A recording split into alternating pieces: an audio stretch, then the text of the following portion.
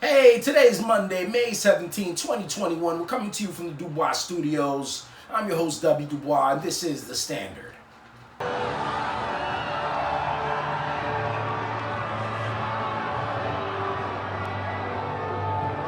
To all the non-believers. How did that? To all the non-believers. Especially you, Tom Jackson. Way to have our back, Keyshawn. Anybody can be beat. So how did that just feel? Felt great. Poetic justice. We know we were a much better team than we came up and represented ourselves. And we were pissed off. We was ready to come back and show us kind of defense, what type of team this was, what kind of character we had. We take a lot of slack. People gave us no chance, like we barely made it in playoffs. We're a good football team. It looks like this team played with anger all day. Why, Bart? For all you non-believers, disrespect us, talk crap about the defense like we ain't the third best defense in the league. All we hear is about their defense. They can't stop a nosebleed. 25th in the league, and we the one to get disrespected. Congratulations. See you in Pittsburgh. Can't wait. Back to you. Now, thank you, Bart. And now that we got all of that out the way, it's Monday. It's Monday. The NBA season ended yesterday, and I told you guys we're gonna come. We're gonna talk about these playing games when we get these brackets together. I told you guys that last week, and here we are. So, let's recap the final day of the schedule, which was very, very, very important to seeding. And I mean, all of the teams who are gonna make the play-in and playoffs were in, the 10 from each conference, but there was a lot of seeding to go. The New York Knicks were able to clinch a 4th seed in the playoffs after they defeated Celtics, blowing a 17-point lead, but holding on, rather should I say holding on after blowing a 17-point lead. The Pacers won a game. The Pacers needed this game to stay to get into a potential 8th seed. That would have been if the Wizards had lost. The Wizards were able to defeat the Hornets, and that set up a matchup between the Pacers and the Hornets and the Wizards and the Celtics in the playing game. We're going to talk about that later. The Knicks will be playing the Hawks in the first round, and we're definitely going to talk about all those first round matchups later. Okay? Also, the Suns, they clinched their 2 spot. The Warriors beat the Grizzlies for the second straight time. Hawks, they're going into their finale they're going into their playoffs with the Knicks. The Nets beat the Cavaliers. The Nets are in the 2 seed. Sixers home court advantage, and the Heat will be playing the Bucks in the first round. Bucks, Bulls last night, meaningless. Mavs are in the top 6. The Lakers, Clippers, Thunder, Blazers, Nuggets. That was an important game for them. And the Jazz clinched the number 1 seed. Okay, that was the scoreboard from Sunday, NBA. Now, let's get more in tune. Before we get to the play-in, we're just going to go look at those matchups one more time that we just spoke about and show it to the people. It's always better if I show you than tell you, right? People could tell you something all day, yeah, they know this, they know that. But if I show you, I showed it to you. There it is. Knicks were able to run the table after losing that Laker game, and they set up themselves in a preferable matchup, I would say, against the Hawks, a team that they've beaten all year long. Milwaukee, Miami. Like these 4, we're going to talk about these, but Denver, Portland, and Dallas Clippers. All those will be getting on. Those games will be coming on Thursday and Friday night, the first round matchups of those game 1s. Okay. Now the play-ins. Eastern Conference, we have Indiana, Charlotte. We have Boston, Washington. You guys remember we spoke about that, how the play-in works. The 7-8 matchup, if Boston wins, they will automatically go into the deuce spot. Oh, there it goes. I'm bugging. I'm moving it. The winner of this automatically goes into here with his matchup with the Nets. Definitely we're going to be wanting the Wizards to come along. We know what time it is. If the Wizards and Nets hook up, that will have a hell of a storyline. But, on the Western side, we have the Warriors and the Lakers. Another sexy, sexy matchup that I'm looking forward to. That's going to be on Wednesday night. Spurs, Grizzlies. Not as sexy, but there they go right there one more time. Hornets at Pacers tomorrow, 6:30 start. And then we're going to have the Wizards at Celtics. So you'll have your Eastern Conference playing games tomorrow. Washington at Boston. Indiana at, Hornets at Indiana. I like both of them. I'm very interested in both of those games. That's probably the game that everybody takes a break at, that Spurs-Grizzlies Wednesday night. I don't know. But the main event, LeBron and the Lakers versus Steph and the Warriors. doesn't get any sexier than that. One shot, one deal. The winner of this game will move on to go to Phoenix to play the Suns. The loser will continue on in the play-in tournament to face the winner of the Grizzlies and Spurs. So let's talk about these play-in games more in depth. First, we have the Hornets and the Pacers. The Hornets, who really finished the season off, they really tailed off towards the end of the season. Games they were supposed to win, like against the Wizards yesterday. They had other games that they lost into the Celtics during the week, and they fell out of the top 8, and they ended up in the 9-10 playing game. And you guys know the significance of the 9-10 game, as Sabonis, LeVert, Holiday, and company will host the Hornets. They're hosting, the Hornets are the 10. So Charlotte will be going to Indiana.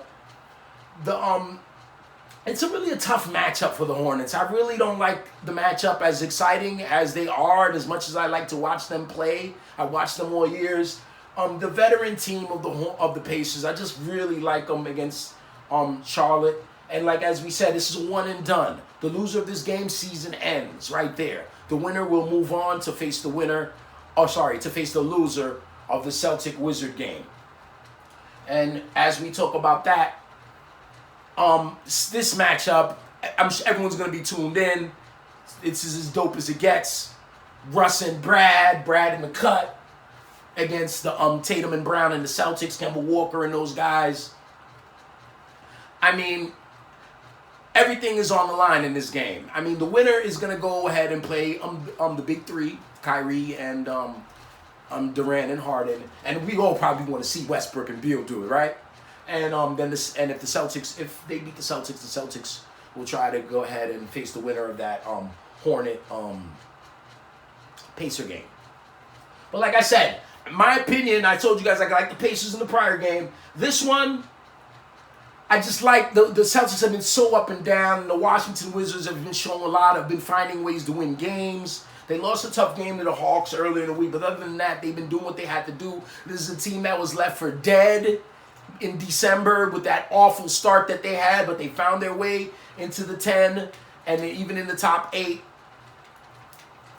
I really like their chances in this one. Going into Boston with leadership of Russ. Russ is hungry for a postseason win, and I think he's going to get one here against the reeling Celtics. Give me the Wizards to advance and to go into Brooklyn to face for the Westbrook-Durant matchup. That's as sexy as it gets. Okay? And then I like the Pacers again, man. I just think the Celtics, the way they're playing, I don't think they can just turn it on. I think the Celtics will be out.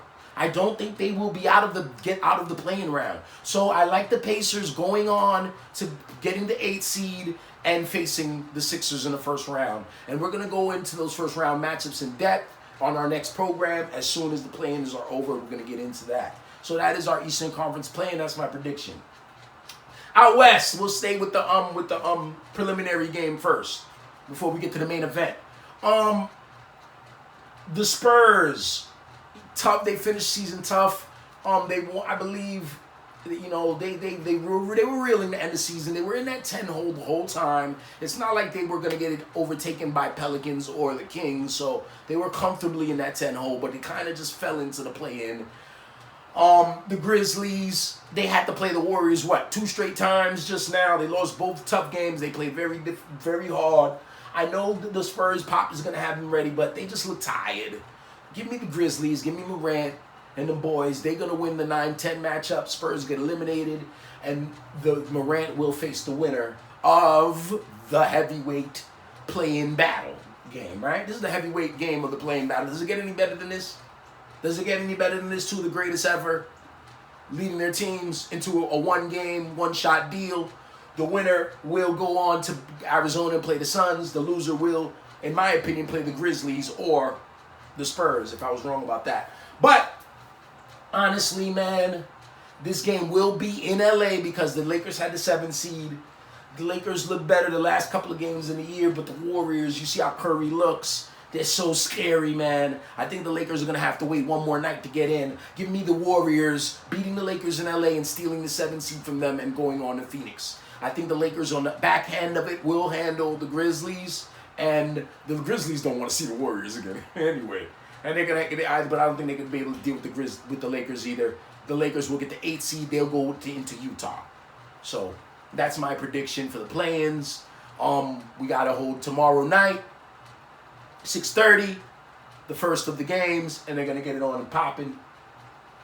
All right, this past weekend, we've had the Hall of Fame enshrinements in the Basketball Hall of Fame. People have to always remember, it's the Basketball Hall of Fame. It's not the NBA Hall of Fame.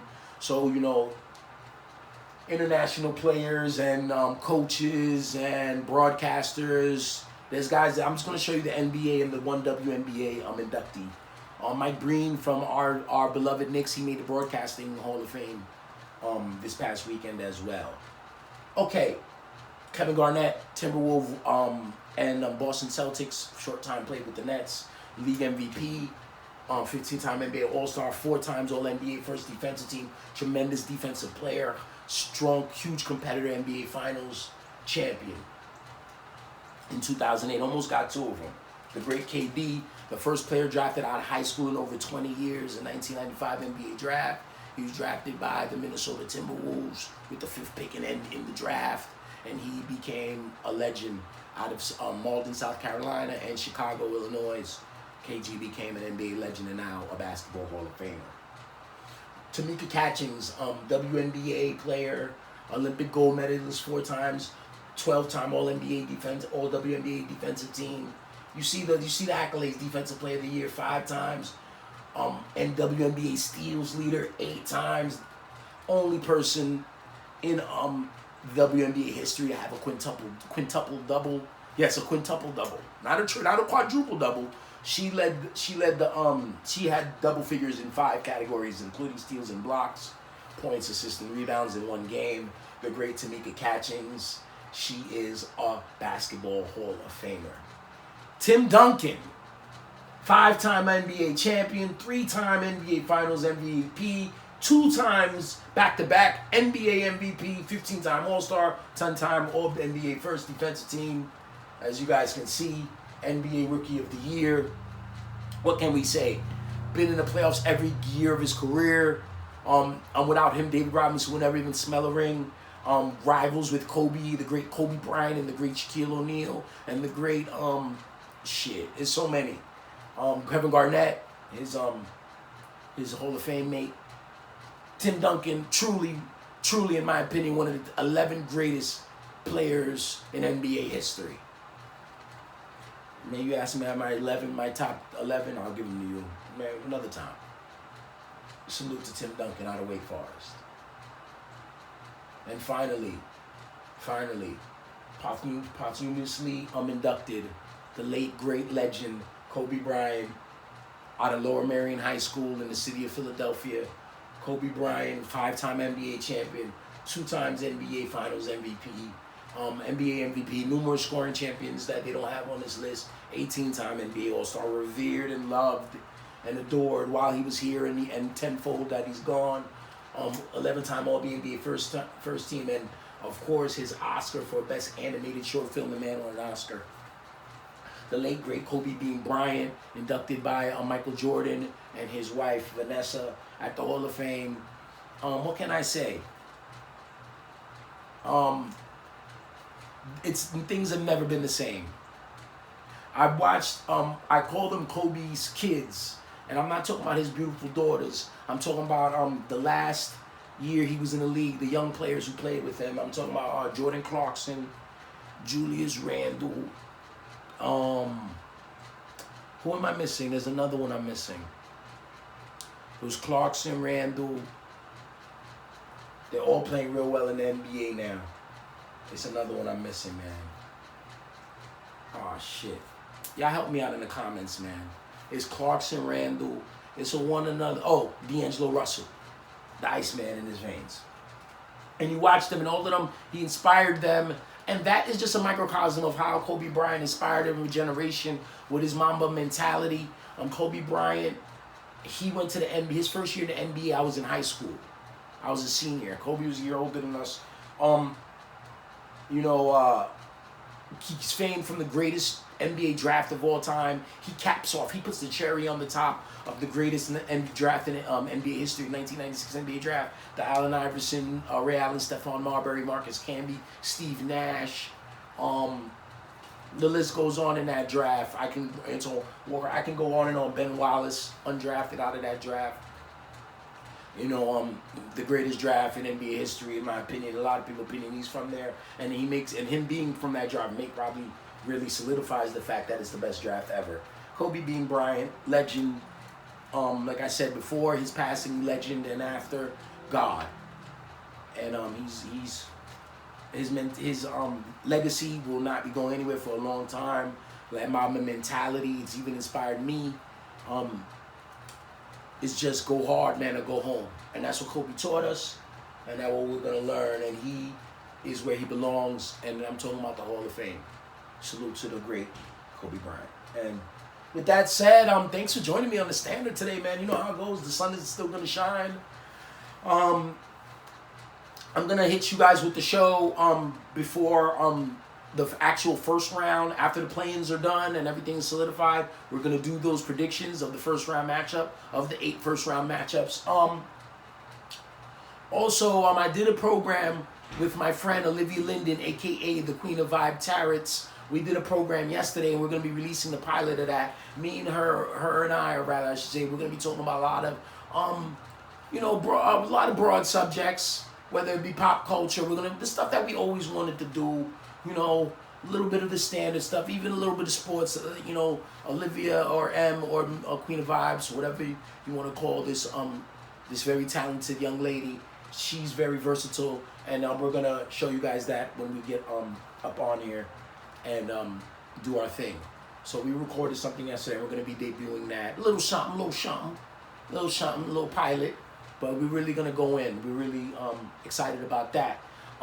Check her out, Queen of Vibes Tarot, on YouTube. Okay. Your boy Dubby _Noir IG. If it's someone, anyone who's watching, you want to get in contact with me for anything, hit me on the DM. I will be answering you that day. Hopefully, probably that hour. What else do we have? You don't gotta like this shit unless you do, bro. Hit the like button. Growling. Yo, man. Yo, Sunny 5000. Appreciate you, Ziggy Doom. Rich in Virginia, Lil Rich. You already know what's up, bro. Appreciate you, everybody. Thank you, and shit. I'll see you next time on the Standard. Later, guys.